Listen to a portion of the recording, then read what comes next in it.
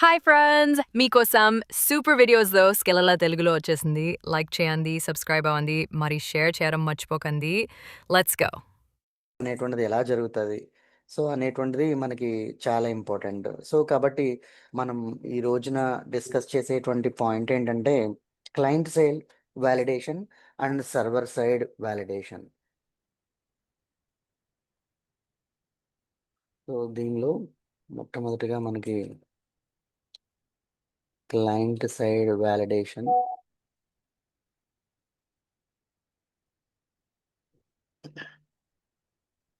And server side validation. అలా అన్నా అనొచ్చు. లేకపోతే client side JavaScript, client side okay sir. లేకపోతే స్క్రిప్టింగ్ అనేటువంటిది and server side okay. Scripting. So, ఈ 2 అనేటువంటిది మనకి డిఫరెన్స్ అనేటువంటిది చాలా important.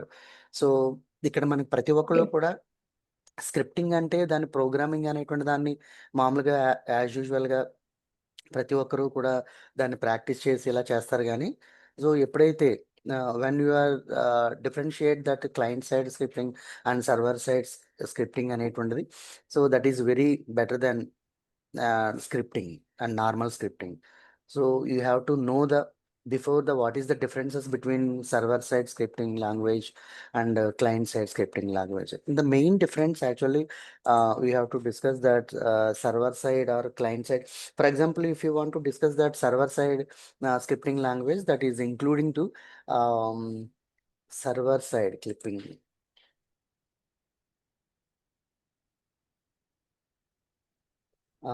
Server side. So this server side, when you are discussing on that server side, that server side, some of the applications you have to use that. That is the Perl and PHP, PHP and Python. So these are all the server side applications. If you want to write the program, so then you have to use this type of application softwares is the very most important. It is need if you want to develop the server side of the scripting. Then client side.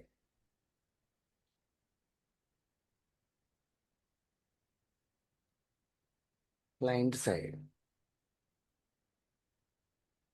So if you want to implement client side scripting, client side scripting, then you have to use that only client side JavaScript. Okay sir. That's it only. So these are all the very most important because if you want to face the interview, the interviewer it is asking that which side you want to interest, client side or server side. If you don't know that okay sir. that variation, the server side and client side, then definitely హ్మ్. it is very confused because if you want to select that server side, you have to know that Perl language and PHP language okay and sir. Python language. And the client side only, that is the JavaScript. For example, okay sir. Server side మనం server side ఒకవేళ మనం study చేయాలని అనుకున్నట్లయితే server సైడ్లో ఇన్ని applications అనేటువంటి వాటిలో మనం వర్క్ చేయాలని అనుకున్నప్పుడు మనం we don't know how to use this Perl and PHP and Python. So then మనం ఇంటర్వ్యూలో మనం ఒబే అయిపోయి మనం చేస్తామని అనుకున్నట్లయితే ఓకే, నువ్వు స్టడీ చేయొచ్చు, ట్రైనింగ్ తీసుకోవచ్చు, దాని తర్వాత మనం దీన్ని నేర్చుకోవచ్చు, అలా అనుకోవచ్చు. కానీ మనం ఈ టైంలో ఇలాంటి అప్లికేషన్స్‌లో మనం ప్రోగ్రామ్ ఓకే సార్. చేసి కూడా మనం నార్మల్ సాలరీ అనేటువంటి దాన్ని గెయిన్ చేయడం అనేటువంటిది జరుగుతది. Because the workload is heavy okay on sir. this programming level. So this is the JavaScript only. This is the okay. మనం ఈ వర్క్‌లోడ్ అనేటువంటిది మనకి దీనిలో కొంచెం తక్కువగా ఉంటది క్లయింట్ సైడ్‌లో అనేటువంటి దానిలో. సో కాబట్టి మనం ఈ క్లయింట్ సైడ్ ఈ రోజున మనం ఈ server side and client side అనేటువంటి వాటిలో మనం డిస్కస్ చేసినట్లయితే ఇందులో జావాస్క్రిప్ట్ అనేటువంటి దాన్ని ఎక్కువగా దేనికోసం యూజ్ చేస్తారని అంటే ఫార్మ్స్ కోసం మనం యూజ్ చేస్తాం. Okay madam. Okay sir. Forms కోసం మనం ఓకే. స్క్రిప్టింగ్ అనేటువంటి దాన్ని యూజ్ చేస్తాం. సో ఇక్కడ ఈ సర్వర్ అనేటువంటి దానిలో అయితే end position, back end position కోసం మనం సర్వర్స్ అనేటువంటి వాటిని, లాంగ్వేజెస్ని మనం యూజ్ చేస్తాం. ఫ్రంట్ ఎండ్ విషయంలో అయితే మనం చూస్తున్నట్లయితే క్లయింట్ అని అంటాం ఫ్రంట్ ఎండ్లో. సో వీళ్ళు యూటిలైజ్ చేయడం, డెవలప్ చేసిన దాన్ని యూజ్ చేయడం, ఇలాంటి వాటిని యూజ్ చేస్తారు. అంటే ఒక వెబ్సైట్ అనేటువంటి దాన్ని మనం తీసుకుంటే యూజ్ చేసేటువంటి వాళ్ళు ఎవరైతే ఫ్రంట్ ఎండ్లో యూజ్ చేస్తున్నారో వాళ్ళని క్లయింట్ సైడ్ అని, క్లయింట్ ఎండ్ అని, ఆమ్, అదే బ్యాక్ ఎండ్లో వాళ్ళు సబ్మిట్ చేసినటువంటి ఫామ్స్ని, డేటాని కలెక్ట్ చేసి వాటిని అన్నింటినీ స్టోర్ చేసేటువంటి విధంగా ఉండేటువంటి దాన్ని సర్వర్ సైడ్ అని, బ్యాక్ ఎండ్ అని చెప్పి మనం వాటి కోసం యూజ్ చేస్తాం. ఏమండి? ఓకే. సో దీనిలో ఓకే సార్. ఉండేటువంటి మెయిన్ డిఫరెన్స్ అనేటువంటిది ఏంటంటే, సర్వర్ సైడ్ స్క్రిప్టింగ్ అనేటువంటిది లేకపోతే క్లయింట్ సైడ్ స్క్రిప్టింగ్ అనేటువంటి దాన్ని మనం చూసినట్లయితే, సర్వర్ సైడ్ స్క్రిప్టింగ్ అనేటువంటిది సర్వర్లో ఇన్వాల్వ్ అవుతుంది.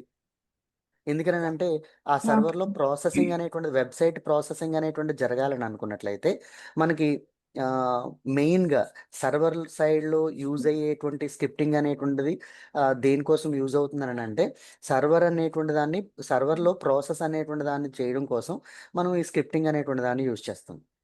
ఏమండి? ఇంకోటి ఓకే సార్. అదర్ హ్యాండ్లో మనకి క్లయింట్ సైడ్ అనేటువంటి స్క్రిప్టింగ్ అనేటువంటిది ఉంటుంది. ఇది దేనికోసం అని అంటే, బ్రౌజర్స్ అనేటువంటి వాటిని రన్ చేయడం కోసం, లేకపోతే క్లయింట్ మిషన్స్ అనేటువంటి వాటిల్లో మనకి ప్రాసెస్ అనేటువంటి దాన్ని జరిగించడం కోసం ఈ స్క్రిప్టింగ్ అనేటువంటిది ఉపయోగపడుతుంది అనమాట అండి. ఇది మెయిన్ డిఫరెన్స్ యాక్చువల్గా. Okay sir. ఇప్పుడు చెప్పండి ఒకసారి, సర్వర్ సైడ్లో ఓకే. జరిగేటువంటి స్క్రిప్టింగ్ ఏం చేస్తుంది మేడం మనకి? Sir xylem P. Okay. Pearl అనేటువంటిది పిహెచ్పి అండ్ పైథాన్ అనేటువంటి ప్రోగ్రామ్. ఇవి బ్యాక్ ఎండ్లో వర్క్ చేస్తాయి మేడం.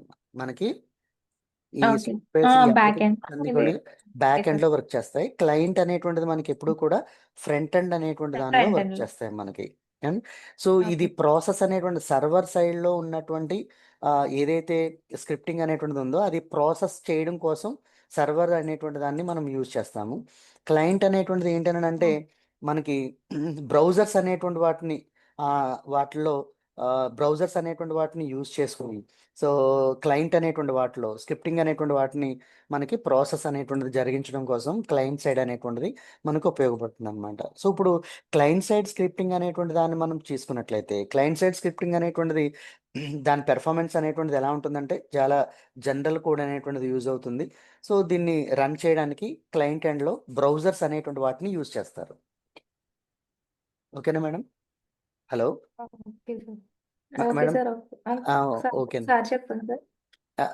క్లయింట్ సైడ్ అనేటువంటిది ఎలా ఉంటుందనంటే, కోడ్ పెర్ఫార్మెన్స్ ఎలా ఉంటుందనంటే అండి, క్లయింట్ ఎండ్లో బ్రౌజర్స్ అనేటువంటి వాటిని యూజ్ చేస్తూ ఉంటారు. బ్రౌజర్స్.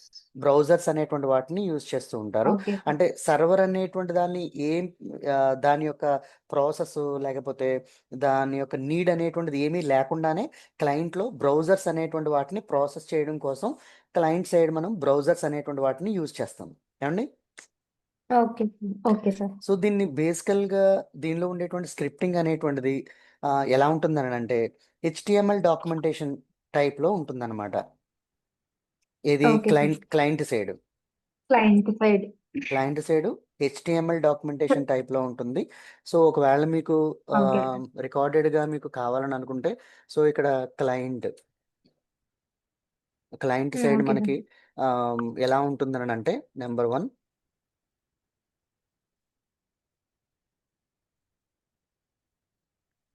పాయింట్ నెంబర్ 1 ఏంటంటే, క్లయింట్ సైడ్లో మనకి బ్రౌజర్స్ అనేటువంటిది, బ్రౌజర్స్ ఏవైతే ఉన్నాయో బ్రౌజర్స్ అనేటువంటి వితౌట్ అనుకోవచ్చు, without needing the server side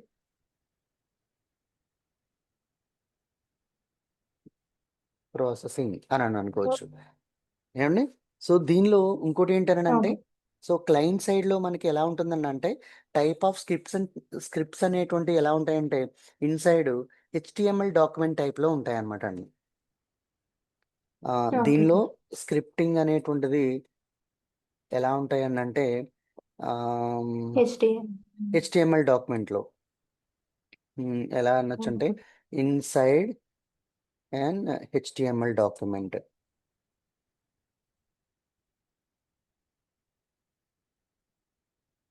so HTML document అనేటువంటిది ఉంటుంది.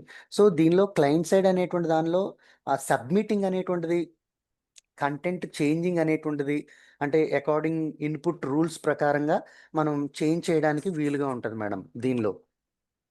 Client okay side sir. Client side ఎలా ఉంటుందని అంటే సో దీనిలో ఎర్రర్స్ రాకుండా, లేకపోతే ఫామ్ కోసం మనం ఏం చేస్తామని అంటే ఎర్రర్స్ అనేటువంటిది బిఫోర్ సబ్మిటింగే,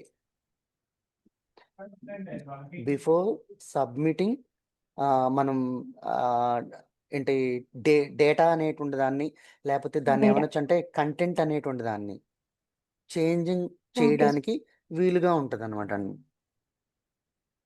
ఓకే సార్. సో మనకి వీలుగా ఉంటుంది.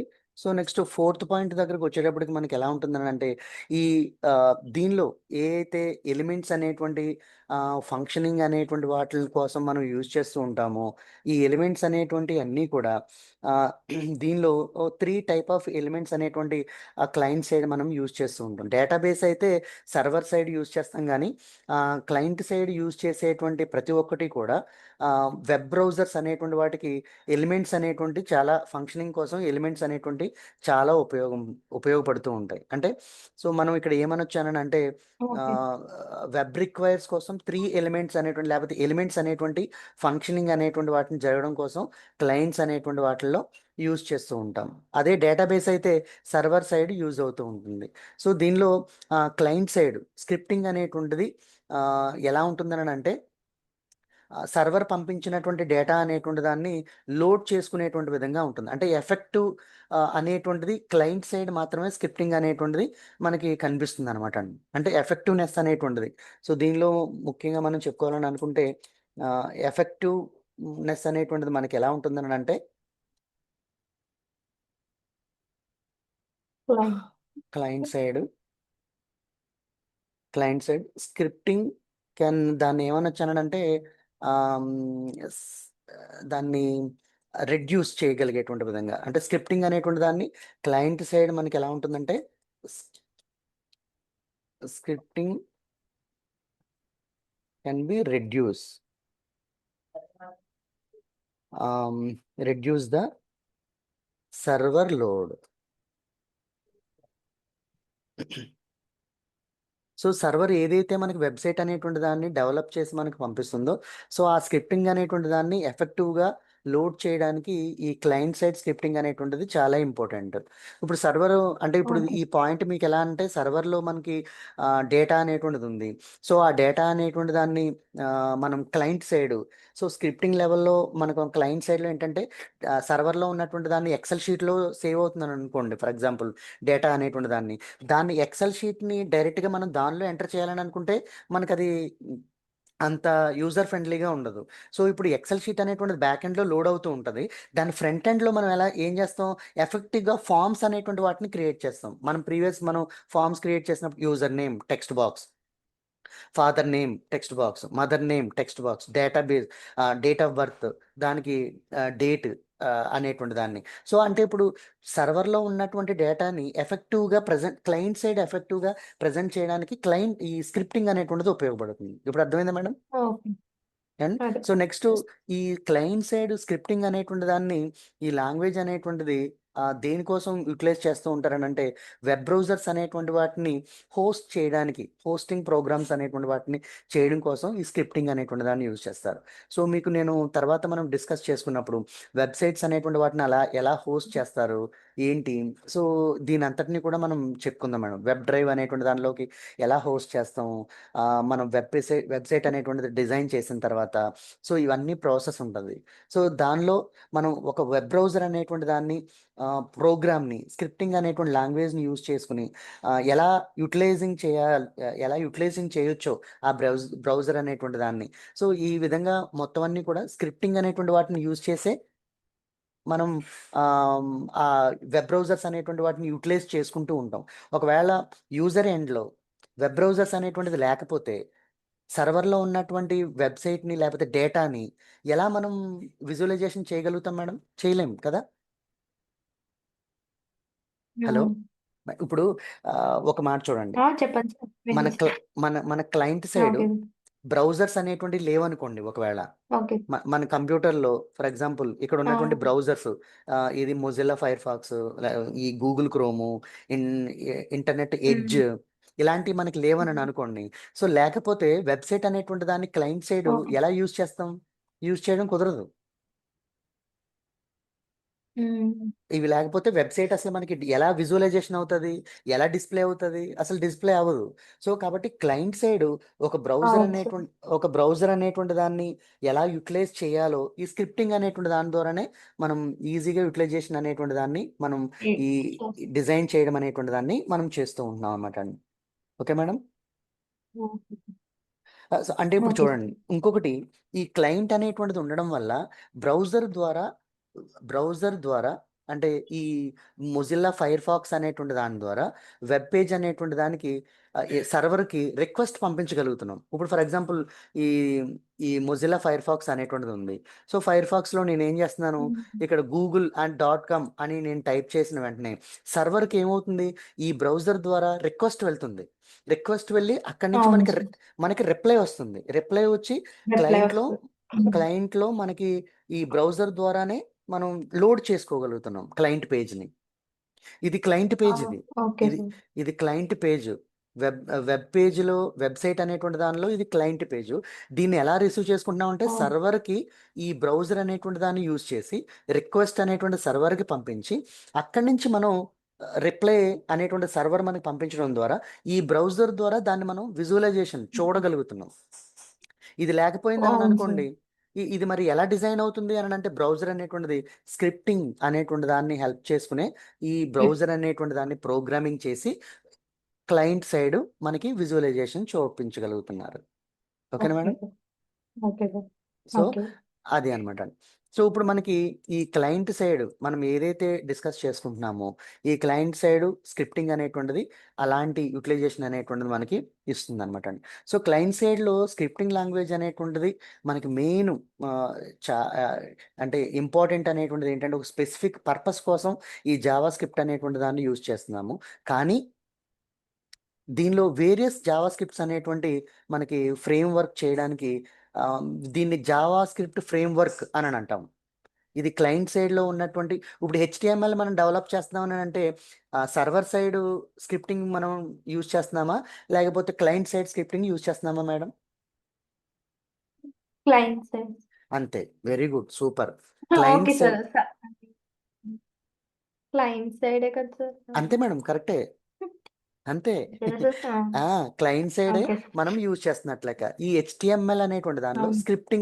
స్క్రిప్టింగ్ అనేటువంటి దాన్ని యూజ్ చేస్తున్నాం కాబట్టి, ఇది క్లయింట్ సైడే మనం యూజ్ చేస్తున్నాం. సో, కాబట్టి దీన్ని ఏమనొచ్చనంటే, ఆ! ఈ ఈ క్లయింట్ సైడ్ ఉన్నటువంటి స్క్రిప్టింగ్ అనేటువంటి దాన్ని ఏమంటామంటే, జావా స్క్రిప్ట్ ఫ్రేమ్‌వర్క్ అననంటాం. Okay sir. ఏవండీ? సో, ఈ జావా స్క్రిప్ట్ ఫ్రేమ్‌వర్క్ అనేటువంటిది వేరియస్ టైప్స్‌లో కూడా మనం యూజ్ చేయొచ్చు. అయితే జావా స్క్రిప్ట్ ఫ్రేమ్‌వర్క్ అనేటువంటి దాన్ని సర్వర్ స్క్రిప్టింగ్ టెక్నాలజీ కూడా మనం యూజ్ చేస్తామనమాట. సర్వర్ స్క్రిప్టింగ్ టెక్నాలజీలో కూడా జావా స్క్రిప్ట్ ఫ్రేమ్‌వర్క్ అనేటువంటి దాన్ని యూజ్ చేస్తాం. కాపోతే అది డిఫరెంట్ ఆహ్, పర్పస్ కోసం అలాంటి వాటిని యూజ్ చేస్తాం మేడం. ఏవండీ? Okay sir. అయితే ఇప్పుడు ఈ JavaScript client side Java script వల్ల మనం దీనిలో ఉండేటువంటి యూసేజ్ అనేటువంటి దాన్ని లేకపోతే యూజెస్ అనేటువంటి వాటిని మనం ఒకసారి చిన్న స్టడీ చేద్దాం. ఫర్ ఎగ్జాంపుల్ ఇక్కడ ఒక okay sir. Uses US. Java script వల్ల యూజ్. సో, ఇది మనకి మీకు బీటెక్‌లో కూడా ఇది చాలా ఇంపార్టెంట్. మీకు ఇది క్వెషన్స్‌లో కూడా అడుగుతాడు. ఇంటర్వ్యూస్‌లో కూడా అడుగుతాడు. JavaScript client side okay. హెచ్‌టీఎంఎల్‌లో జావా ఫ్రేమ్‌వర్క్ అనేటువంటి వాటిని యూజ్ చేయడం వల్ల యూజ్ ఏంటి అనేటువంటి దాన్ని మనం స్టడీ చేస్తే దీనిలో పాయింట్ నంబర్ 1 ఏంటనంటే సో, దీనిలో ఇంటరాక్టివ్ వెబ్ పేజెస్ అనేటువంటి వాటిని మనం డెవలప్ చేయొచ్చు. సో, దాన్ని ఏమని చెప్పొచ్చు? ఆహ్, make interactive web pages. Web pages అనేటువంటి వాటిని మనం ఈ టైప్ యూటిలైజేషన్ అనేటువంటి దాన్ని మనం అంటే ఇంటరాక్ట్ అంటే ఏంటి మేడం? ఎవరెవరికి ఇంటరాక్ట్ అవుతున్నాయి ఈ జావా స్క్రిప్ట్ అనేటువంటిది? దేనికి ఇంటరాక్టివ్గా వెబ్ ఉంటాయి? దేనికి సర్వర్ సైడ్ బ్రౌజర్ ఉన్నటువంటి దానికి బ్రౌజర్ ద్వారా మనకి క్లయింట్కి ద్వారా సర్వర్కి ఇంటరాక్ట్ అవుతున్నాయి. ఇంటరాక్ట్ చేయడానికి మనం జావా స్క్రిప్ట్ అనేటువంటి దాన్ని యూజ్ చేస్తున్నాం. ఇంకా ఈ ఇంటరాక్ట్ అనేటువంటిది ఎలా అంటే టెంపరీగా స్టోర్ చేయడానికి కూడా స్క్రిప్ట్ అనేటువంటి దాన్ని యూజ్ చేస్తాం. Okay sir. Interact with temporary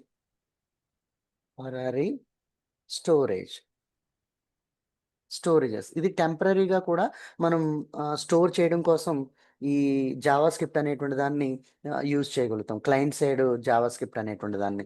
and ఇంకా ఇంకోటి ఏంటంటే లోకల్ స్టోరేజ్ అనేటువంటి వాటిని కూడా ఈ జావా స్క్రిప్ట్ ద్వారా క్లయింట్ సైడ్లో లోకల్ స్టోరేజ్ ప్రీవియస్ మనకి వెబ్ పేజ్ అనేటువంటి దాన్ని ఓపెన్ చేసాం అనుకోండి, అవి స్టెప్లుగా ఇలా అంచెలంచెలుగా మనకి స్టెప్ బై స్టెప్ ఇలా మనకి లోడ్ అవుతూ ఉండేటువంటిది. సో ఇప్పుడు అలా కాకుండా ఫస్ట్ టైం ఓపెన్ చేసినప్పుడు ఏదైనా ఒక వెబ్సైట్ అనేటువంటి దాన్ని ఫస్ట్ టైం ఓపెన్ చేసినప్పుడు స్లోగా ఓపెన్ అవుతుంది. సెకండ్ టైం ఓపెన్ చేసినప్పుడు మాత్రం చాలా స్పీడ్గా ఓపెన్ అయిపోయినట్టుగా ఉంటుంది. అవునా కదా మేడం? అబ్జర్వ్ చేశారా మీరు? సో ఎందుకనంటే దీనిలో ప్రతి బ్రౌజర్లో కూడా మనకి క్లయింట్ సైడ్ లోకల్ స్టోరేజ్ అనేటువంటిది ఉంటుందన్నమాట. ఈ లోకల్ స్టోరేజ్ అనేటువంటిది దేని ద్వారా ఏమేమి ఉంటాయని అంటే దానిలో కుకీస్ అనేటువంటి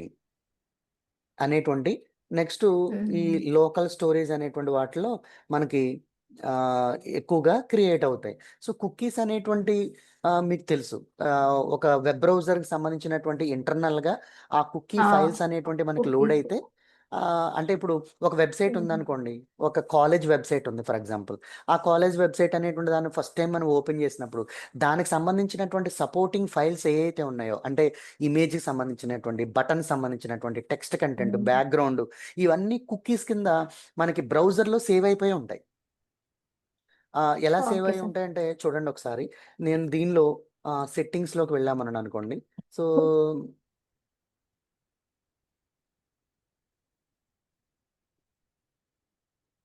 సెట్టింగ్స్లో ఇక్కడ మనం కుకీస్ అని మనం టైప్ చేస్తే ఇదిగోండి ఇక్కడ మనకి థర్డ్ పార్టీ కుకీస్ అండి బ్రౌజింగ్ డేటాలో మనకు కుకీస్ ఇలా మొత్తం మనకి అన్నీ కూడా థర్డ్ పార్టీ కుకీస్లో ఇవన్నీ కూడా ఇదిగోండి ఇక్కడ పెయింట్కి సంబంధించిన ఏంటి వెబ్సైట్కి సంబంధించినటువంటి ఫీచర్స్ థర్డ్ పార్టీ కుకీస్ అనేటువంటి కొన్ని బటన్స్ కానీ లేకపోతే ఇదిగోండి ఇక్కడ ఏమంటున్నారు క్రోమ్స్ బ్లాక్స్ అనేటువంటి యూజింగ్ థర్డ్ పార్టీ కుకీస్ అనేటువంటి విధంగా నెక్స్ట్ థర్డ్ పార్టీ కుకీస్ ఇక్కడ ఉన్నటువంటి వాటిలో చూడండి site allowed to the third party cookies ఏంటేంటి అలౌ చేస్తాయి అనేటువంటి దాన్ని కూడా ఇక్కడ మనకి చాలా మటుకు ఇక్కడ మనకి ఎగ్జాంపుల్ కింద గూగుల్ యూకే సంబంధించినటువంటి గూగుల్ సైట్ నుంచి ఇవన్నీ కూడా చూడండి యాక్టివ్లో ఇవన్నీ ఇవన్నీ కూడా బ్రౌజర్లోనే సేవ్ అయి ఉంటాయి. ఇవి ఇలా సేవ్ అయి ఉంటే ఫస్ట్ టైం ఓపెన్ చేసినప్పుడు ఆ కుకీస్ లోడ్ అవడానికి లేట్ అవుతుంది. సో సెకండ్ టైం ఓపెన్ చేసినప్పుడు ఆ వెబ్సైట్ అనేటువంటిది మన బ్రౌజర్లోనే సేవ్ అయిపోయి ఉన్నాయి కాబట్టి వాటిని బేస్ చేసుకుని ఫాస్ట్గా అవి మళ్ళీ రీలోడ్ చేసుకోవాల్సిన అవసరం లేదు. ఆల్రెడీ ప్రీలోడ్ అయిపోయి ఉన్నాయి కాబట్టి రీలోడ్ చేసుకోని అవసరం లేదు. వాటిని ముందుగానే వాటిని అన్నిటినీ లోడ్ చేసేసుకున్నది కాబట్టి కుకీస్లో సేవ్ చేసుకుంది కాబట్టి సెకండ్ టైం వాటిని సపోర్ట్తో వాటి బేస్తో అది ఓపెన్ అయిపోతుంది అనమాట. సో అలా మనకి లోకల్ స్టోరేజ్ అనేటువంటిది ఈ క్లయింట్ సైడ్ మనకి చాలా బెనిఫిట్ అనేటువంటిది ఉంది. నెక్స్ట్ ఇంకోటి ఫోర్త్ పాయింట్ అనేటువంటిది ఏంటనంటే సో ఇక్కడ క్లయింట్ సైడ్ రిక్వెస్ట్ అనేటువంటి దాన్ని సర్వర్కి పంపించడానికి మెయిన్ చాలా ఇంపార్టెంట్ అయినటువంటి యూజ్ మనకి దీనిలోనే మనకి క్లయింట్ సైడ్ స్క్రిప్టింగ్లోనే ఉందన్నమాట. క్లయింట్ సైడ్ స్క్రిప్టింగ్ అనేటువంటి దాన్ని బ్రౌజర్లో యూజ్ చేస్తున్నాం కాబట్టి బ్రౌజర్ని మనం ఓపెన్ చేసి అక్కడి నుంచి రిక్వెస్ట్ బ్రౌజర్ ద్వారా మనం పంపిస్తున్నాం. సో కాబట్టి క్లయింట్ సైడ్ స్క్రిప్టింగ్ అనేటువంటి దేనికి ఉపయోగపడుతుంది అంటే సెండ్ రిక్వెస్ట్ టు ది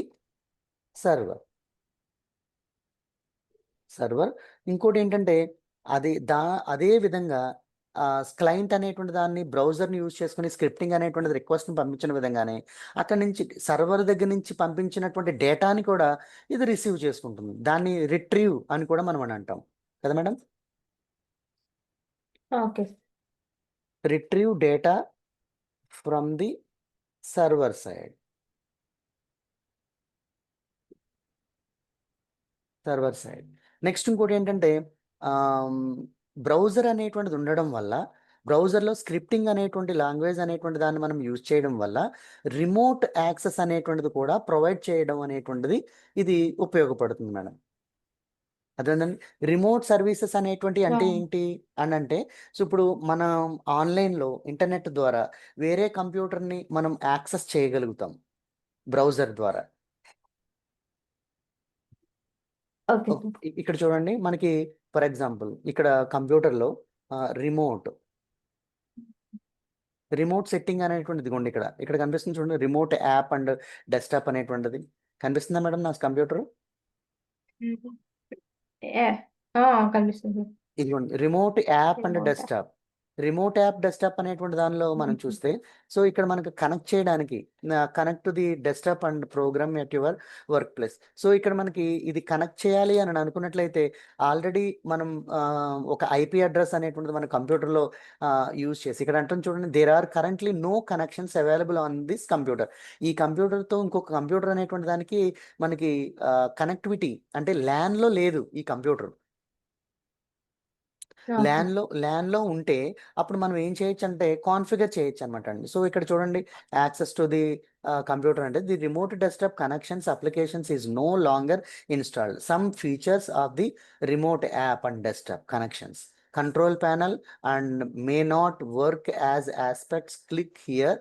అప్పుడు మనకి అక్కడ తీసుకెళ్తుంది అనమాట. కంట్రోల్ ప్యానల్లో ఎక్కడైతే ఆ సెట్టింగ్స్ అనేటువంటివి ఉన్నాయో ఆ సెట్టింగ్స్లోకి తీసుకెళ్ళి, సో ఇక్కడ మనం రిమోట్ డెస్క్టాప్ అనేటువంటి దాన్ని యాక్టివేట్ చేసుకోవాలని అనుకున్నట్లయితే, సో మనం ఇదిగోండి అది చూపిస్తుంది ఇక్కడ, మనం రిమోట్ డెస్క్టాప్ అనేటువంటిది కనెక్షన్ని మనం ఎలా కనెక్ట్ చేసుకోవాలి అని చెప్పి మనకి అది చెప్తుంది. సో ఆ అప్లికేషన్ అనేటువంటి దాన్ని మనం ఓఎస్ ద్వారా ల్యాన్లో ఉంటే, సో అక్కడి నుంచి మనం వేరే కంప్యూటర్ని యాక్సెస్ చేసి ఇక్కడ ఉన్నటువంటి ఫైల్స్ని ఆ కంప్యూటర్లోకి పంపించవచ్చు. ఆ కంప్యూటర్లో ఉన్నటువంటి ఫైల్స్ని మనం యాక్సెస్ చేసి యూజ్ చేసేటువంటి విధంగా కూడా చేయొచ్చు అనమాట.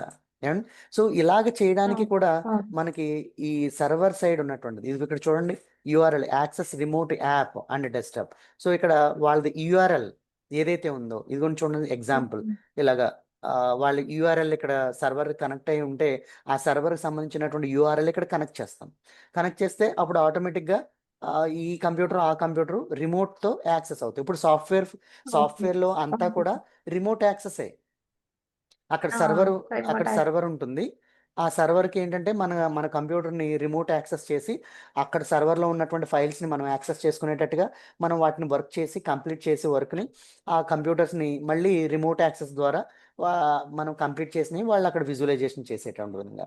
సో ఈ విధంగా ఇది జరగాలి అని అంటే క్లయింట్ సైడ్ బ్రౌజర్స్ అనేటువంటి వాటిని స్క్రిప్టింగ్ అనేటువంటి దాని ద్వారా క్లయింట్ సైడ్ స్క్రిప్టింగ్ అనేటువంటి వాటి ద్వారా యూజ్ చేయడం వల్ల సో మనకి యాక్సెస్ అనేటువంటిది రిమోట్ యాక్సెస్ అనేటువంటిది మనకి జరుగుతుంది. సో అయితే దీనిలో మెయిన్గా ఇంకొకటి 6th పాయింట్ మనం స్టడీ చేసినట్లయితే దీనిలో సాఫ్ట్వేర్స్ అనేటువంటి వాటిని రిజిస్ట్రేషన్.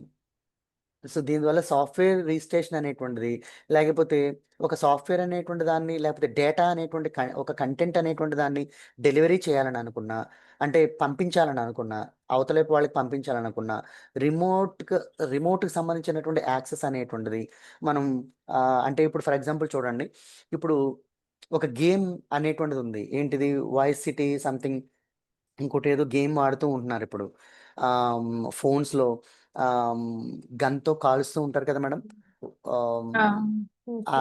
కొన్ని గేమ్స్ ఉన్నాయి. ఆ గేమ్స్లో పబ్జి గేమ్ ఇలాంటి వాటిలో రిమోట్ యాక్సెస్ ఇచ్చి వాళ్ళ పక్కనే ఉన్నప్పటికీ కూడా ఫోన్స్లో వీడు ఇద్దరూ కూడా ఆ గేమ్లోకి ఇన్వాల్వ్ అయ్యి వేరే వాళ్ళని అరే నేను ఇటువైపు నుంచి వస్తాను, నువ్వు అటువైపు నుంచి రా, నేను కాస్తాను, నువ్వు వాడిని తీసుకురా, నేను ఇక్కడ కాల్ చేస్తాను అని చెప్పి ఇలాగా వాళ్ళు ఒక గేమ్ విషయంలో కూడా వాళ్ళు కంటెంట్ అనేటువంటి దాన్ని డెలివరీ చేయడమే కాకుండా రిమోట్ అనేటువంటి దాన్ని మల్టిపుల్ ప్లేయర్స్ అనేటువంటిది ఒక గేమ్లో యూజ్ చేసేటువంటి విధంగా కూడా ఈ రిమోట్ యాక్సెస్ అనేటువంటిది స్క్రిప్టింగ్ ద్వారా దాన్ని ప్రొవైడ్ చేస్తుంది. ఆ గేమ్ అనేటువంటి దానిలో కూడా స్క్రిప్టింగ్ అనేటువంటిది జావా స్క్రిప్టింగ్ అనేటువంటిది క్లయింట్ సైడ్ యూజ్ చేస్తారనమాట మేడం. సో ఇది మనం అనుకున్నట్లయితే ఇక్కడ సాఫ్ట్వేర్ రిజిస్ట్రేషన్ సంబంధించినటువంటిది. నెక్స్ట్ ఇంకోటి కంటెంట్ కంటెంట్ అనేటువంటిది డెలివరీ అనేటువంటిది చేయడం. అంటే ఇప్పుడు చూడండి సాఫ్ట్‌వేర్ వాళ్ళ దగ్గర మనకి ప్రతిరోజు ఈ వర్క్ చేయమని చెప్పి డాక్యుమెంటేషన్ మనకు షేర్ చేస్తారు. టికెట్ రైజ్ చేస్తారు. టికెట్ రైజ్ చేసినప్పుడు ఆ డాక్యుమెంట్‌కి మన డేటా అనేటువంటి దాన్ని కంప్లీట్ అయిపోయిన తర్వాత ఆ డేటాని మనం డెలివరీ చేయడానికి కూడా ఉండడానికి మెయిన్ రీజను ఈ జావా స్క్రిప్ట్ అనేటువంటిదా. సో, అదొకటి. నెక్స్ట్ ఇంకోటేంటంటే మనం సెవెంత్ పాయింట్ అనేటువంటిది ఆహ్, రిమోట్ వల్ల హ్మ్. మల్టీ ప్లేయర్స్ అనేటువంటి వాటిని వా మల్టీ ప్లేయర్స్ క్వెషన్. గేమింగ్‌లో గేమింగ్ అనేటువంటి వాటిలో యూజ్ చేస్తూ ఉంటాం. ఈ రిమోట్ అనేటువంటి వాటి ద్వారా. యాహ్! సో, ఈ విధంగా క్లయింట్ సైడ్‌లో బ్రౌజర్ అనేటువంటి వాటిలో జావా స్క్రిప్ట్ అనేటువంటి దాన్ని యూజ్ చేయడం ద్వారా ఇన్ని యూజెస్ అనేటువంటివి మనకి ఉన్నాయి మేడం. ఏవండీ? ఓకే. Okay sir. సో, ఈ జావా అనేటువంటి దాన్ని క్లయింట్ సైడ్ ఇప్పుడు మీకు క్లయింట్ సైడ్‌లో ఏమైనా డౌట్ ఉందా మేడం? జావా అనేటువంటి లేదు వాటిలో సార్. యూజర్స్ అర్థమైంది. విషయంలో క్లయింట్ సైడ్ మీకేం డౌట్ లేదు కదా మేడం? అహా! లేదు సార్. అర్థమైంది. రైట్. సో, ఇప్పటి వరకు క్లయింట్ సైడ్ మనం చూసాం. ఒకసారి మనం సర్వర్ సైడ్ మనం చూసినట్లయితే, సర్వర్ సైడ్ మనం చూసినట్లయితే సో, ఇక్కడ దీన్ని సర్వర్ సైడ్‌కి ఇక్కడ యూజ్ చేద్దాం. కంటెంట్ అనేటువంటి దాన్ని. ఇక్కడ ఇక్కడ మాట్లాడుకుందాం server side. So,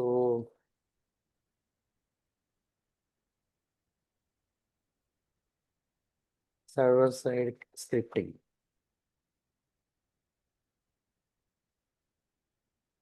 server side scripting. So, ఈ సర్వర్ సైడ్ స్క్రిప్టింగ్ అనేటువంటిది ఇదొక టెక్నికల్ ప్రోగ్రామింగ్ అని మనం దీన్ని చెప్పుకోవచ్చు. సో, ఇది ఏం చేస్తదనంటే, ఆ కోడ్ అనేటువంటి దాన్ని ప్రొడ్యూస్ చేసేటువంటి విధంగా ఉంటది మేడం. కోడ్‌ని ప్రొడ్యూస్ చేసేదే ఓకే. సర్వర్ సైడ్ మనకి కోడ్ అనేటువంటి దాన్ని ప్రొడ్యూస్ చేస్తది. సో, ఈ సాఫ్ట్‌వేర్స్ అనేటువంటి వాటిని సర్వర్ సైడ్ రన్ చేయగలిగేటువంటి విధంగా మనకి ఈ ఈ సర్వర్ సైడే ఇప్పుడు ఫర్ ఎగ్జాంపుల్ చూడండి మనం ఆహ్, ఆన్‌లైన్‌లో కంపైలింగ్ కంపైలింగ్ ఆన్‌లైన్ కంపైలర్ ఆ! అని చెప్పి మనం చేసిన వెంటనే అది సర్వర్‌కి సంబంధించినటువంటి వాటికి ఆ సైట్ కనెక్ట్ అయిన తర్వాత సో, మనకక్కడ ఏం చేస్తుంది ఆ సాఫ్ట్‌వేర్ అనేటువంటి దాన్ని మన సిస్టమ్‌లో ఇన్‌స్టాల్ చేయకుండా సర్వర్‌లోనే అదేం చేస్తుంది సాఫ్ట్‌వేర్ అనేటువంటి దాన్ని రన్ హ్మ్. చేస్తుంది. కదా మేడం? సో, రన్ చేస్తది సార్. రన్ చేస్తది. అవును. సో, ఆ సాఫ్ట్‌వేర్ అనేటువంటి దాన్ని ఇప్పుడంటే మీకు ప్రాక్టికల్‌గా ఒకసారి చూపిస్తాను చూడండి. ఇప్పుడిలా ఉంది. ఇక్కడ మనం ah, online C compiler. Online compilers. చూడండి ఇక్కడ మనం ఇలా క్లిక్ చేసిన తర్వాత, ఇదిగో చూడండి ఇక్కడ మనకిక్కడ ఒక కోడ్ ఉంది. సో, దీని ప్రకారంగా మెయిన్ ఆ! ఫంక్షన్ అనేటువంటి దాన్ని యూజ్ చేసి తెలుసు. అదే. కదా మేడం? హెచ్‌టీఎంఎల్ కూడా ఇక్కడ అదే ఇక్కడ యూజ్ చేసి ఇక్కడ ఆ! మనం ఇలా రన్ అని అన్నాం. ట్రై ప్రోగ్రామ్ ఇక్కడ అవుట్‌పుట్ అనేటువంటిది ఈ ఆ! విధంగా ఇప్పుడు for example oh! Hi visual officer. హ్మ్. హాయ్ ఫుల్ స్టాక్ స్టూడెంట్స్ అని చెప్పి సో, మనం ఇక్కడ రన్ చేస్తే ఆటోమేటిక్‌గా మనకి విజువలైజేషన్ ఇది ఎక్కడ కంపైల్ అవుతుంది? మన కంప్యూటర్‌లో కంపైల్ అవ్వట్లేదు. ఈ సాఫ్ట్‌వేర్‌ని ఎవరు రన్ అవును సార్. చేస్తున్నారు? సర్వర్ సైడ్ రన్ చేస్తున్నారు. సో, ఇలా server. Server okay side sir. Softwares అనేటువంటి వాటిని రన్ చేయాలని అనుకున్నట్లయితే, సో, మనకి సర్వర్ సైడ్ స్క్రిప్టింగ్ అనేటువంటిది ఇంపార్టెంట్ అనమాట. సో, అందుకనే చూడండి ఇప్పుడు ప్రీవియస్ అయితే ఓకే. మనం సాఫ్ట్‌వేర్ కంపెనీలో ఎవరైతే ఏంటి డెవలపర్స్ ఉన్నారో వాళ్ళందరూ కూడా వాళ్ళ ల్యాప్‌టాప్‌లో అప్లికేషన్ సాఫ్ట్‌వేర్స్ అన్నీ కూడా ఇన్‌స్టాల్ చేసి, ఆళ్ళ సాఫ్ట్‌వేర్‌ని మొత్తం ఆ ల్యాప్‌టాప్‌ని లాక్ చేసి, అలా ఇవ్వడం అనేటువంటిది ఇదివరకు జరిగేది. కానీ ఇప్పుడు అలా జరగడం లేదు. మొత్తం అన్నీ కూడా సర్వర్ సైడ్ అవును సాఫ్ట్‌వేర్స్ సార్. అనేటువంటి వాటినే రిమోట్ యాక్సెస్‌లో యూజ్ చేసుకుంటూ చేస్తున్నారనమాట. మన కంప్యూటర్‌లో రన్ అవ్వవు. ఆ సాఫ్ట్‌వేర్ తీసుకొని మన కంప్యూటర్‌లో ఇన్‌స్టాల్ చేయవసరం లేదు.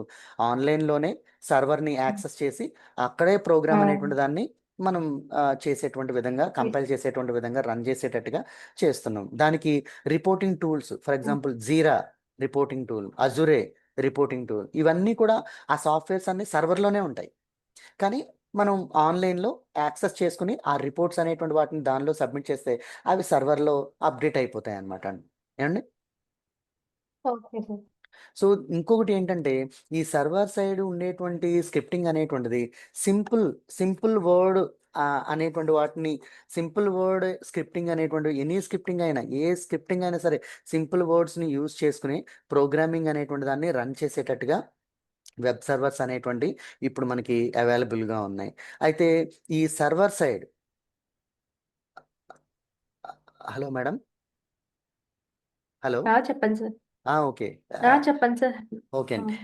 సో సర్వర్ సైడ్ మనకి స్క్రిప్టింగ్ అనేటువంటిది ఆపరేటింగ్ సిస్టమ్ అనేటువంటి వాటిల్లో కూడా కస్టమైజ్గా ఒక వెబ్సైట్ అనేటువంటి దాన్ని యూజ్ చేయడానికి, లేకపోతే డైనమిక్గా వెబ్సైట్స్ అనేటువంటి వాటిని చేంజ్ చేసేటువంటి విధంగా, కంటెంట్ని చేంజ్ చేసేటువంటి విధంగా, నెక్స్ట్ ఇంకోటి యువతల వైపు నుంచి మనం సర్వర్ సైడ్లో ఆ వెబ్సైట్ అనేటువంటి వాటిని మనం అవతల వైపు వాళ్ళు ఎంతమంది రెస్పాండ్ అవుతున్నారు, అలాంటి రెస్పాన్స్ జనరేట్ అనేటువంటిది చేసేటువంటి విధంగా కూడా మనకు ఈ సర్వర్ సైడ్ క్వరీస్ అనేటువంటి వాటిని రేస్ చేయొచ్చు కదా madam. So next okay sir. డేటాబేసెస్ని కూడా సర్వర్ సైడ్ ఉన్నటువంటి డేటాబేస్ని కూడా క్లయింట్ అనేటువంటి వాడు యాక్సెస్ చేసి వాటిని యూటిలైజ్ చేసుకునేటువంటి విధంగా. ఇప్పుడు క్లయింట్ సైడ్లో వాటిని ఏమీ కూడా మనం ఇన్స్టాల్ చేయాల్సినటువంటి అవసరం లేదు. ఇప్పుడు సర్వర్ సైడ్లోనే మనకి ఎలా ఉంటాయంటే ఆపరేషన్స్ అనేటువంటి అక్కడ వాళ్ళు లిమిటేషన్స్ అనేటువంటి వాటిని పెడతారు. ఆ లిమిటేషన్ ప్రకారంగానే ఆపరేషన్స్ అనేటువంటి వాటిని చేసేటువంటి విధంగా వెబ్సైట్స్ని ఉంటుంది. ఇప్పుడు ఫర్ ఎగ్జాంపుల్ చూడండి, నేను జీరా వెబ్సైట్ అని అంటున్నాం, లేకపోతే ఆన్లైన్లో మనకి ఏంటి క్యాన్వాస్ అనేటువంటిది ఒక వెబ్సైట్ ఉంది. క్యాన్వాస్ అనేటువంటి వాటిలో మనం ఆపరేషన్స్ అనేటువంటి కొన్ని లిమిటేషన్స్ మాత్రమే వాడిస్తాడు.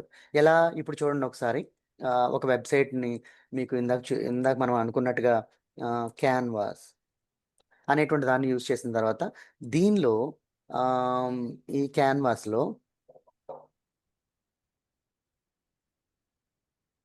ఇక్కడ చూడండి అంటున్నాడు, ఈ ట్రయల్ వెర్షనా లేకపోతే ఇక్కడ మనం ఏదైతే మనీతో మనం పర్చేస్ చేయాలా అని అనుకున్నప్పుడు ట్రయల్ వెర్షనే అని అనుకుని మనం ఇక్కడ క్లిక్ చేస్తే అప్పుడు ఆటోమేటిక్గా ట్రయల్ వెర్షన్లోకి వెళ్ళిన తర్వాత దీనిలో కస్టమైజ్ సంబంధించినటువంటి, ఫర్ ఎగ్జాంపుల్ నాకు దీనిలో వీడియోస్ సంబంధించినటువంటి లేకపోతే వెబ్సైట్, ఈ వెబ్సైట్ అనేటువంటి దాన్ని యూజ్ చేసుకున్న తర్వాత ఈ వెబ్సైట్ టెంప్లెట్స్ అనేటువంటి దీనిలో మనకు ఉంటాయి క్యాన్వాస్లో. ఓకే. సో దీనిలో ఈ క్యాన్వాస్లో టెంపరీగా ఉన్నటువంటి ఇప్పుడు ఇక్కడ చూడండి లిమిటెడ్ యాక్సెస్, ఇది మనం ఏదో క్లిక్ చేస్తే అది మనకు రావాలని అనుకుంటే అది రాదు. చూడండి, సారీ,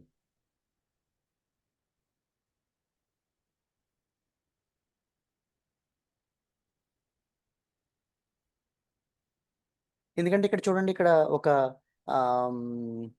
ఇక్కడ ఇక్కడ ఒక సింబల్ ఇచ్చాడు. ఇక్కడ చూడండి, ఇక్కడ అప్గ్రేడ్ టు క్యాన్వా ప్రో, అప్పుడు మనకి ఇది అప్పుడు అవైలబుల్గా వస్తుంది అనమాట.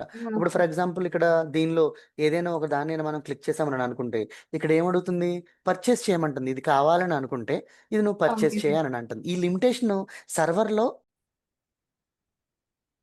ఓకే.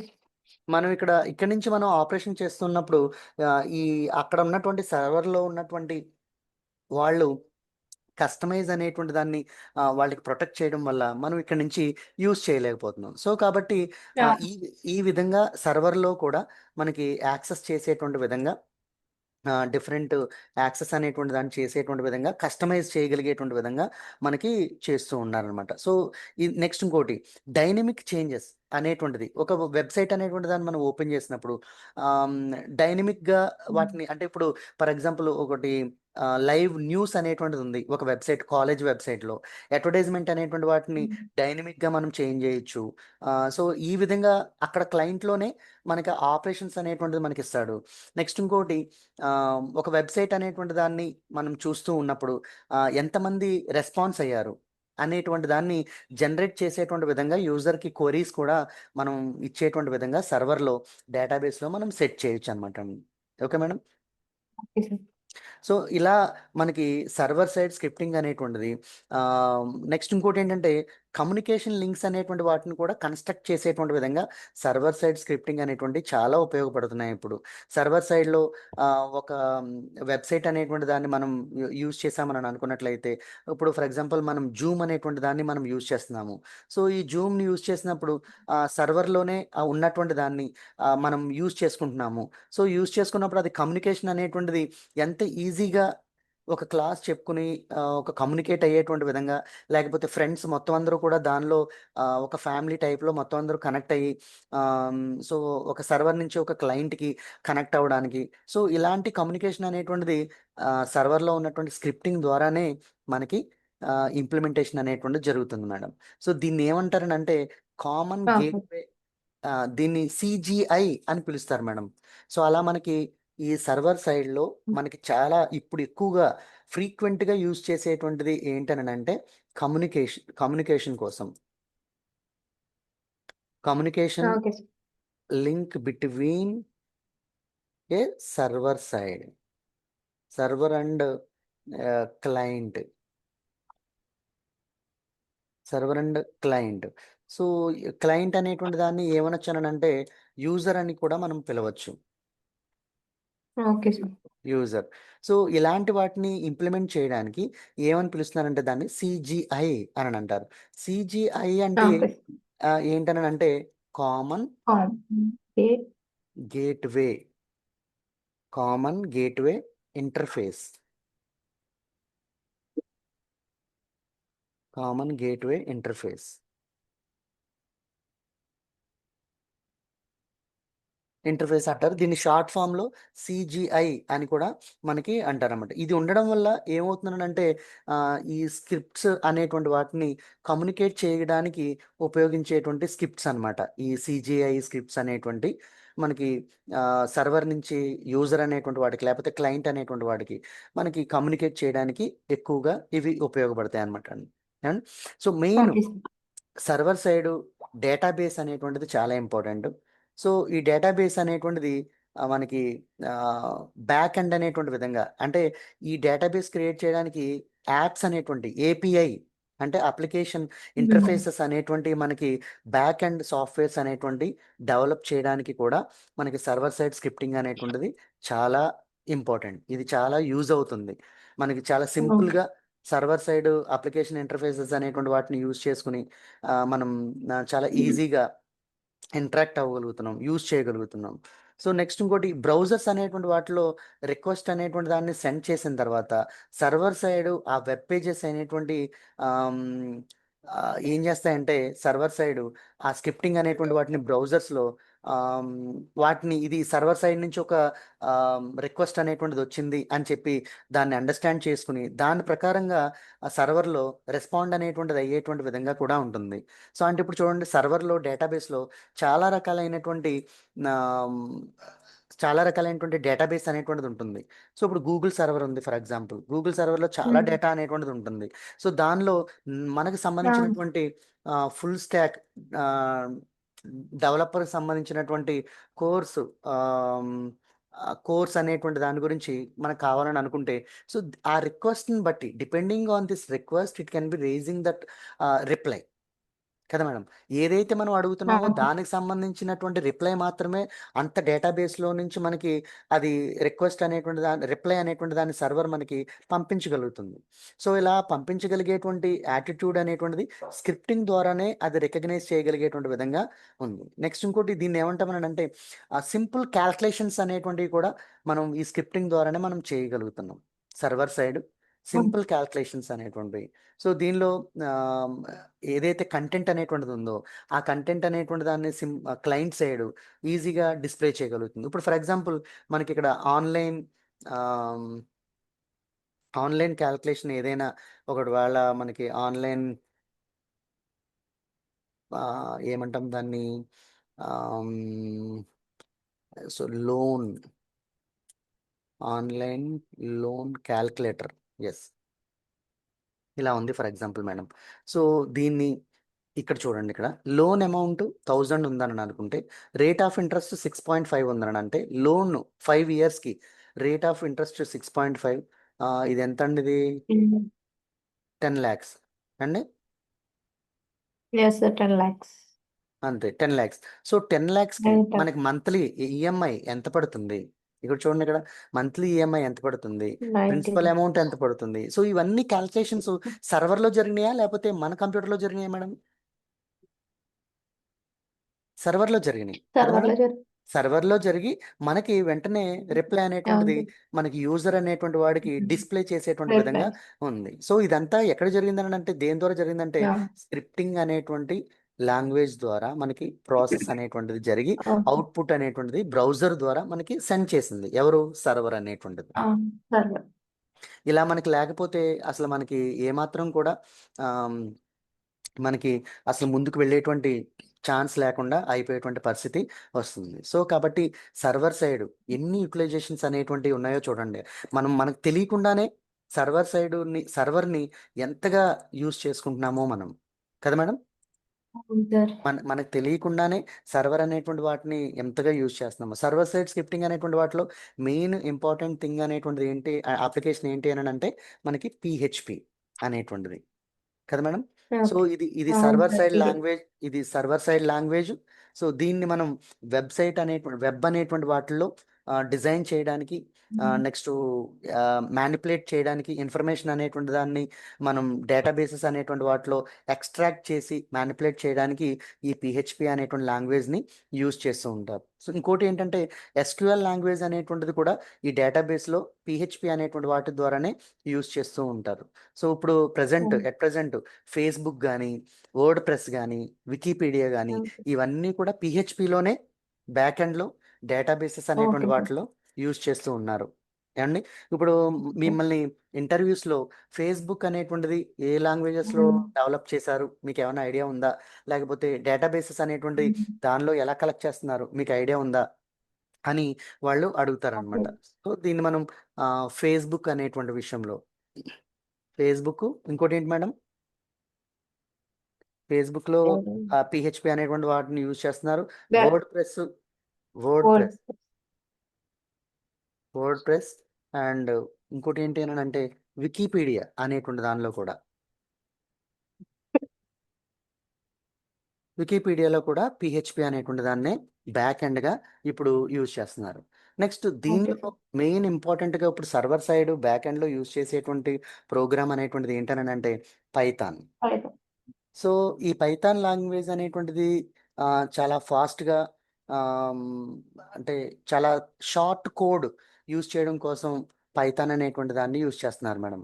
చాలా షార్ట్ కోడ్. Okay. ఇప్పుడు చూడండి, మనం సి ప్రోగ్రామింగ్లో 1+1 యాడ్ చేయాలని అనుకున్నట్లయితే దానికి కోడ్ లైబ్రరీ యూజ్ చేయాలి, దానికి ఫంక్షన్స్ అవును. యూజ్ చేయాలి, స్టేట్మెంట్లు యూజ్ చేయాలి. కానీ పైథాన్లో జస్ట్ మనం క్యాల్కులేటర్లో కొట్టినట్టుగా 1+1 అని టైప్ చేస్తే ఆటోమేటిక్గా అది మనకి చాలా షార్ట్ కోడ్ యూజ్ చేసి మనం డిస్ప్లే అనేటువంటి దాన్ని యూజ్ చేయగలుగుతున్నాం. సో ఇక్కడ మనకి అవును. దీనిలో బిగినర్స్ అనేటువంటి వాళ్ళు, ఏంటైనా ఏమంటారు దాన్ని, బిగినర్స్ అనేటువంటి వాళ్ళకి కాన్సన్ట్రేషన్ అనేటువంటిది ఎక్కువగా ఉండాలని అనుకున్నా, సో సింపుల్గా ఆ కోడ్ అనేటువంటి దాన్ని నేర్చుకోవాలని అనుకున్నా, Python is the best programming language madam. ఈ పైథాన్ అనేటువంటిది అవును. మనకి ఆబ్జెక్ట్ ఓరియంటెడ్ ఎన్విరాన్మెంట్ అనేటువంటి దాన్ని కలిగి ఉంది. సో చాలా ఫేమస్ సైట్స్ అనేటువంటిది అని అంటే, మనం ఏమనుకోవచ్చు అని అంటే, ఫర్ ఎగ్జాంపుల్ యూట్యూబ్ అనేటువంటి దాన్ని మనం చూసిన, గూగుల్ అనేటువంటి దాన్ని మనం చూసిన, సో ఇలా చాలా రకాలు ఉన్నాయి. ఇవన్నీ కూడా పైథాన్ ప్రోగ్రామింగ్ ద్వారానే డెవలప్ చేయడం అనేటువంటిది జరిగింది మేడం. And Okay. సో ఇలా మనకి చాలా రకాలైనటువంటి సర్వర్ సైడు, క్లయింట్ సైడు మనకి చాలా ఇంపార్టెంట్గా ఉండేటువంటి కాన్సెప్ట్స్ అనేటువంటి మనకి సర్వర్ సైడ్ ఏంటో, ఏం జరుగుతుందో మనకు తెలియాలి. ఒక ఫుల్ స్టాక్ స్టూడెంట్గా సర్వర్ సైడ్ ఏం జరుగుతుందో, లేకపోతే ఫ్రంట్ ఎండ్ ఏం జరుగుతుందో, బ్యాక్ ఎండ్ అంటే చాలా మందికి ఫుల్ స్టాక్ అని నేర్చుకుంటారు, కానీ వాళ్ళకి ఫ్రంట్ ఎండ్ అంటే ఏంటో తెలియదు, బ్యాక్ ఎండ్ అంటే ఏంటో తెలియదు, ప్లాట్ఫామ్ అంటే ఏంటో కూడా తెలియదు. అవి తెలియకుండానే అవును. చాలా మంది వాటి అంటే వాళ్ళకి తెలుసు అని అనుకుని ఎవరైతే ట్యూటర్స్ ఉన్నారో వాళ్ళు ఓకే ఇది కూడా తెలియకుండా ఉంటుంది ఏంట్లే అని అనుకుంటూ ఉంటారు. కానీ అది మనం అవును సార్. ఆ యాక్టివిటీస్ అనేటువంటి మనం డిఫరెన్షియేట్ చేసి తెలుసుకోకపోతే చాలా చాలా ప్రాబ్లం మేడం. అండ్ అవును సార్. సో ఇది మనకి ఒక సాఫ్ట్వేర్ ఇంజనీర్గా మనం వెళ్ళాలని అనుకుంటే ఇది నాట్ ఓన్లీ ఫుల్ స్టాక్, ఏ డెవలపర్గా మనం వెళ్ళినా కూడా అక్కడ మనం అడగాల్సింది, మనం తెలుసుకోవాల్సింది ముందు ఫ్రంట్ ఎండ్ ఏంటి, బ్యాక్ ఎండ్ ఏంటి అండి, ఏ ప్లాట్ఫామ్ మీద మనం డెవలప్ చేయాలి. సో ఈ మూడు మనకి కంపల్సరీ తెలియాల్సి ఉంటుంది. జావా స్క్రిప్ట్లో మెయిన్ మనకి చాలా ఈ పాయింట్స్ అనేటువంటిది మనకి తెలియకపోతే మనం నేర్చుకున్నా కూడా ఈ జనరల్ అనేటువంటిది కామన్ పాయింట్స్ అని అనుకుంటాం, కానీ ఇవి చాలా ఇంపార్టెంట్. ఇవి తెలియకుండా స్క్రిప్టింగ్లోకి మనం వెళ్ళిపోయి మనం ఏం చేసినా కూడా మనం ముందుకి ఫార్వర్డ్కి మనం వెళ్ళలేం మేడం అండి. Okay sir. సో కాబట్టి నెక్స్ట్ ఇంకోటి ఏంటనంటే దీనిలో డిఫరెన్సెస్ అనేటువంటిది, లేకపోతే దీనిలో ఉండేటువంటి అడ్వాంటేజెస్ డిసడ్వాంటేజెస్ అనేటువంటివి కూడా మనం తెలుసుకుందాం మేడం ఏమండి. సో ఈ జావా స్క్రిప్ట్ అనేటువంటి వాటిల్లో మెయిన్ అసలు ఈ జావా స్క్రిప్ట్ అంటే ఏంటి అనేటువంటి దాన్ని మనం చూస్తే, జావా స్క్రిప్ట్ అనేటువంటి దాన్ని ఇప్పుడు ఉన్నటువంటి ప్రతి ఒక్కళ్ళు కూడా జావా స్క్రిప్ట్ అనేటువంటి దాన్ని యూజ్ చేస్తున్నారు. దీన్ని అసలు మనం ఫస్ట్ ఒక చిన్న మాట మనం చెప్పుకోవాలని అనుకుంటే, ఓకే సార్. అసలు వాట్ ఈజ్ జావా స్క్రిప్ట్ అనేటువంటి దాన్ని మనం ఒక ఒక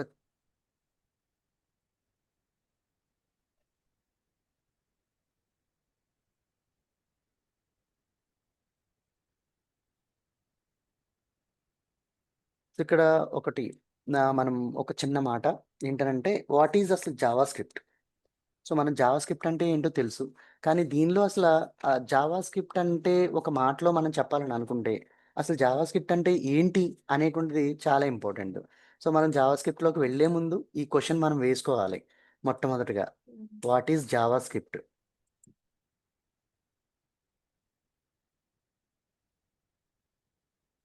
what is Java script. So Java script అంటే ఏంటి అని అంటే, జావా స్క్రిప్ట్ అనేటువంటిది లైవ్ స్క్రిప్ట్. ఇది అంటే దీన్ని ఎలా చెప్పుకోవచ్చు అంటే Java script was a first noun as live script అనేటువంటిది అనుకోవచ్చు. కాకపోతే దీనిలో ఏదైనా నేమ్ కానీ లేకపోతే పాసిబిలిటీస్ ఏమైనా ఉన్నాయని అనుకుంటే, లేకపోతే ఎక్సెస్మెంట్ అనేటువంటిది ఏదైనా కావాలని అనుకుంటే, లేకపోతే ఏదైనా జనరేట్ చేయాలని అనుకున్నా, ఏదైనా కూడా జావా అనేటువంటి దాని ద్వారా మాత్రమే మనం జావా స్క్రిప్ట్ అనేటువంటి దాని ద్వారా మాత్రమే మనం దాన్ని చేయగలుగుతున్నాం ఈ రోజుల్లో.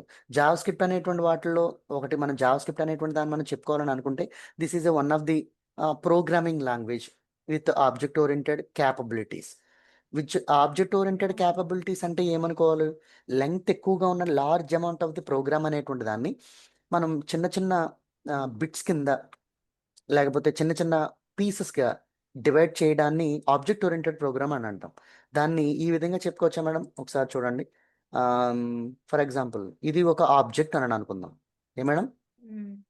ఇది ఆబ్జెక్ట్ అని అనుకుంటే ఈ ఆబ్జెక్ట్ లోపల ఇలా ఉన్నట్టు ఈ పీసెస్ కింద ఈ ఒక్క పెద్ద ఆబ్జెక్ట్ని ఇలా పీసెస్ కింద డివైడ్ చేయడాన్ని ఆబ్జెక్ట్ ఓరియంటెడ్. ఈ ఆబ్జెక్ట్ని ఏం చేస్తామంటే స్ప్లిట్ చేసి స్మాల్ ఆబ్జెక్ట్స్ కింద కన్వర్ట్ చేసాం. సో కాబట్టి దీన్ని ఆబ్జెక్ట్ ఓరియంటెడ్. దీన్ని ప్రోగ్రామ్ అని అనుకుంటే, ఇక్కడ ఉన్నటువంటి దీన్ని ప్రోగ్రామ్ అని అనుకుంటే, ఈ large amount of the program ఎలాగైంది అని అంటే, ఇక్కడ ఒక ఆబ్జెక్ట్ ఇంకొక ఆబ్జెక్ట్తో, ఈ ఆబ్జెక్ట్ ఇంకొక ఆబ్జెక్ట్తో, ఇలా మల్టిపుల్ ఆబ్జెక్ట్స్ అనేటువంటిది ఒకదాన్ని ఒకటి మనకి ఇలాగా ఇంటర్నల్ లింక్స్ అనేటువంటిది ఏర్పడడం ద్వారా దీని అంతటిని కలిపితే ఒక large amount of the program అయింది. అంటే ఇప్పుడు వాట్సాప్ ఉందనుకోండి, వాట్సాప్లో అటాచ్మెంట్స్ అనేటువంటిది ఒక సబ్ ఆబ్జెక్ట్, ఫొటోస్ అనేటువంటిది ఒక సబ్ ఆబ్జెక్ట్, టెక్స్ట్ కంటెంట్ అనేటువంటిది ఒక సబ్ ఆబ్జెక్ట్, ఇలా మల్టిపుల్ సబ్ ఆబ్జెక్ట్స్ అన్నిటిని కలిపితేనే వాట్సాప్ అయింది. That is the whole object. So ఇలా మనకి జావా స్క్రిప్ట్ అనేటువంటి దాన్ని యూజ్ చేయడం ద్వారా దీన్ని మనం ఆబ్జెక్ట్ ఓరియంటెడ్ ప్రోగ్రామ్ అని కూడా, దీని క్యాపబిలిటీస్ ఉన్నటువంటి జావా స్క్రిప్ట్ అని కూడా మనం అనొచ్చు. ఈ జావా స్క్రిప్ట్ అనేటువంటి దాన్ని చాలా ఈజీగా ఇంప్లిమెంట్ చేయగలిగేటువంటి విధంగా ఉంటుంది. ఎందుకంటే ఇది ఇంటిగ్రేటెడ్ హెచ్టిఎంఎల్ అనేటువంటి దానికి ఇంటిగ్రేటెడ్ అయ్యి ఉంది కాబట్టి ఇది చాలా ఈజీగా ఇంప్లిమెంట్ చేయగలిగేటువంటి విధంగా జావా స్క్రిప్ట్ అనేటువంటిది ఉంది అని మనం అనుకోవచ్చు. అంతే కదా మేడం. ఓకే. Okay sir. అయితే దీనిలో ఈ జావా స్క్రిప్ట్ అనేటువంటి దానిలో అంటే లైసెన్స్ అనేటువంటి దాన్ని జావా స్క్రిప్ట్ అనేటువంటి దానికి కంపల్సరీ యూజ్ చేయాలని అనుకుంటే లైసెన్స్ అనేటువంటి దాన్ని పర్చేసింగ్ చేయాలా? చేయనవసరం లేదా మేడం? చేయాలి. జావా అనేటువంటిది ఇప్పుడు మనకి జావా లాంగ్వేజ్ అనేటువంటిది ఫ్రీ ఓరే కదా! Open source.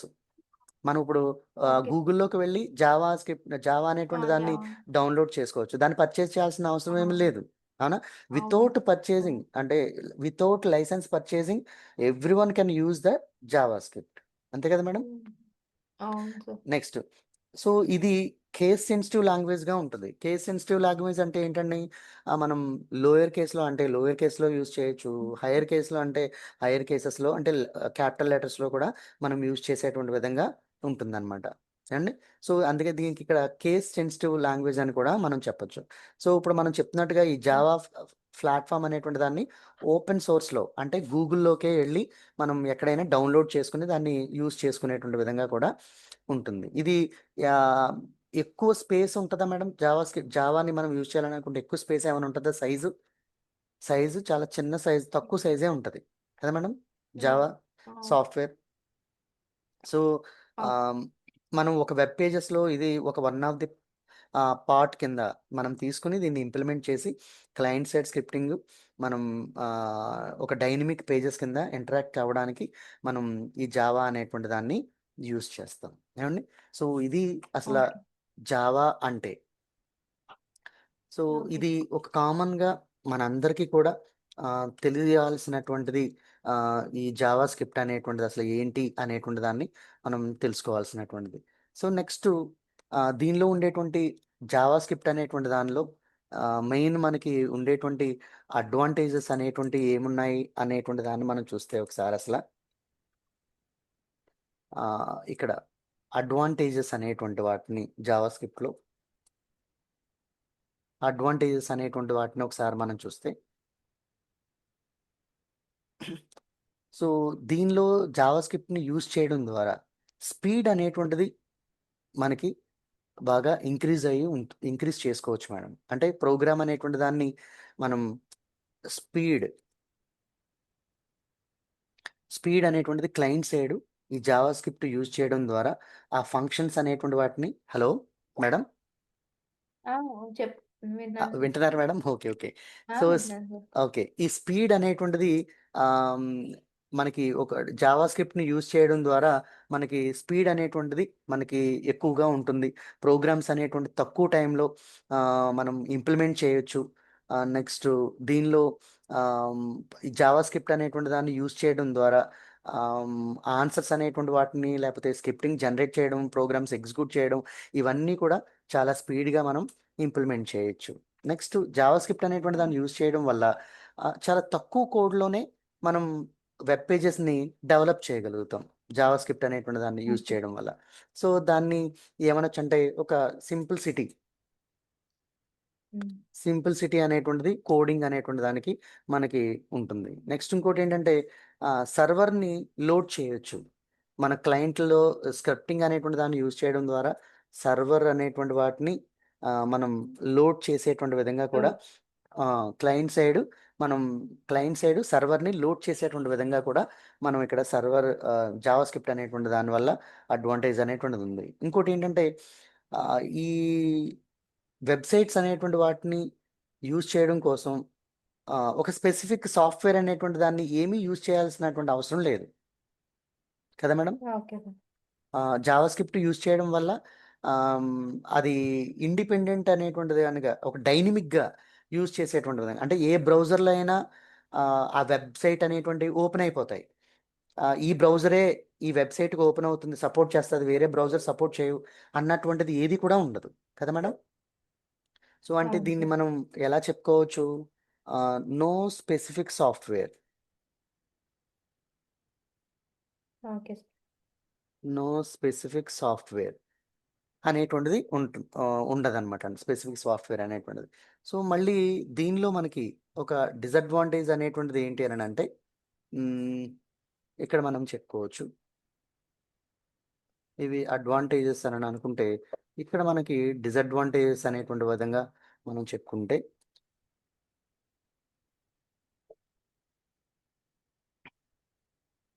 సో, ఈ డిసడ్వాంటేజెస్ అనేటువంటి వాటిలో మనకి మొట్టమొదటిగా ఫస్ట్ పాయింట్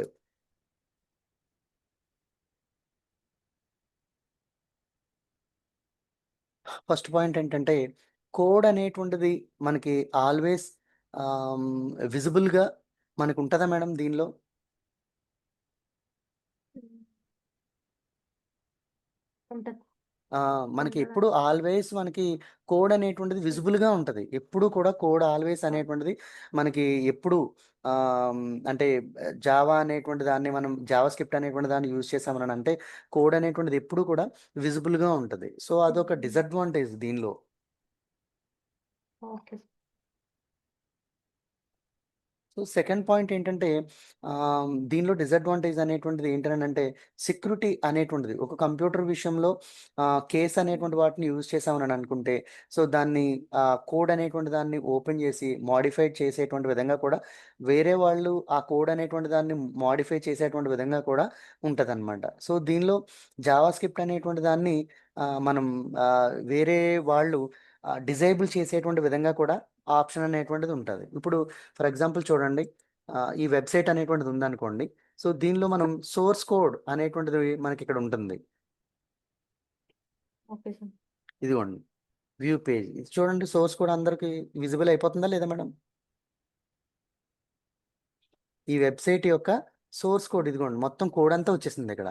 సో, ఇలా విజిబుల్ అయిపోతది. ఇదే మనకి దీనిలో ఆ! సెక్యూరిటీ అనేటువంటిది హ్మ్. ఉండదు. దీనిలో మనకి మెయిన్ డిసడ్వాంటేజ్ ఏంటి అనంటే అదే అనమాట అండి. ఏంటంటే సెక్యూరిటీ లెవెల్స్ అనేటువంటివి ఆహ్, ఈజీ. హ్మ్. ఈ స్క్రిప్టింగ్ యూజ్ లైక్ చేయడం వల్ల దీనిలో జావా స్క్రిప్ట్ అనేటువంటి దాన్ని జనాలు కూడా చూసి దాన్ని స్క్రిప్టింగ్ అనేటువంటి దాన్ని డిజేబుల్ చేసేసుకునేటువంటి సిట్యుయేషన్ కూడా ఉంటుంది. నెక్స్ట్ ఇంకోటి హ్మ్. దీనిలో ఈ జావా స్క్రిప్ట్ అనేటువంటిది కొన్నిసార్లు మనకేంటంటే ఆహ్, డిఫరెంట్ బ్రౌజర్స్‌లో ఒక్కొక్కసారి ఇంటరప్షన్స్ అనేటువంటివి వచ్చేస్తాయి. ఇంటరప్షన్స్ వచ్చి దానిలో ఒక్కొక్కటి ఆహ్, సపోర్ట్ చేయకపోవడం. ఒక్కొక్క బ్రౌజరు ఒక్కొక్క వెబ్‌సైట్‌లో కొన్ని వాటికి సపోర్ట్ చేయదు. అంటే ఇప్పుడు ఇది మొజిల్లా ఫైర్‌ఫాక్స్ ఉందనుకోండి. మొజిల్లా ఫైర్‌ఫాక్స్ హ్మ్. లైనక్స్ ఉన్నటువంటి సర్వర్స్ ఏ అయితే వెబ్‌సైట్స్ ఉన్నాయో వాటికి మొజిల్లా ఫైర్‌ఫాక్స్ యూజ్ చేస్తే చాలా స్పీడ్‌గా ఆ బ్రౌజర్స్‌ని మనం యూజ్ చేసుకోవచ్చు. అదే మనకి గూగుల్ క్రోమ్‌లో ఓపెన్ చేస్తే అవి కొన్ని ఆప్షన్స్ దానిలో డిజేబుల్ అయిపోతాయి. విజిబుల్ అవ్వవు. అవును. కొన్ని ఆప్షన్స్. ఓకే. సో, కాబట్టి బ్రౌజర్ సపోర్టింగ్ అనేటువంటిది కూడా ఒక స్పెసిఫిక్‌గా ఈ స్క్రిప్టింగ్ అనేటువంటి వాటిని యూజ్ చేయడం ద్వారానే మనకి ఆహ్, స్క్రిప్టింగ్ అనేటువంటి వాటిని యూజ్ చేయడం ద్వారానే బ్రౌజర్ సపోర్టింగ్ అనేటువంటిది డిఫరెంట్‌గా ఉంటుందన్నమాట. డిఫరెంట్ బ్రౌజర్స్‌లో డిఫరెంట్‌గా ఒక్కొక్కసారి మనకక్కడ ఉంటుందన్నమాట అండి. ఏవండీ? సో, అవి చాలా చిన్నగా ఓకే సార్. అంటే ఆహ్, ఏమంటారంటే దాన్ని చాలా little much of different utilisations లేకపోతే డిఫరెంట్ బ్రౌజర్స్‌ని యూజ్ చేసినప్పుడు దానిలో డిఫరెంట్ ఇంటర్ప్రెట్స్ అనేటువంటివి మనకి వస్తూ ఉంటాయి. అవి చాలా చిన్నగా ఉంటాయి. అంత పెద్దగా అనేటువంటిది కాదు. ఒక్కొక్కసారి మనం పేమెంట్ చేసామనుకోండి. పేమెంట్ చేసినప్పుడు దాని హ్మ్. రిసిప్ట్ రాదు కొన్ని వెబ్‌సైట్స్‌లో, కొన్ని బ్రౌజర్స్‌లో. అవును. రిసిప్ట్ ఎనేబుల్ అవ్వదు. ఎనేబుల్ అవ్వకుండా పేమెంట్ అయిపోతది.